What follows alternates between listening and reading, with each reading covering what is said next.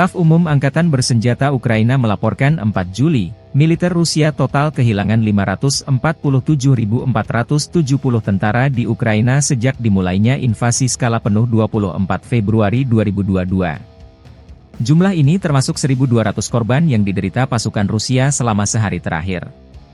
Pasukan Vladimir Putin juga total kehilangan 8.132 tank, 15.600 kendaraan tempur lapis baja, 19.923 kendaraan dan tangki bahan bakar, 14.777 sistem artileri, 1.115 sistem roket peluncur ganda, 878 sistem pertahanan udara, 360 pesawat terbang, 326 helikopter, 11.694 pesawat tanpa awak, 28 kapal dan perahu, dan 1 kapal selam.